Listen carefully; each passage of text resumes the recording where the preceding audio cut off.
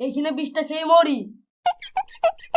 মরলে হবে বন্ধু, হোটেলে ভালো মন্দ খাইছো, আগে টাকাটা দাও তারপরে মরো, আমার কোনো বাধা নাই।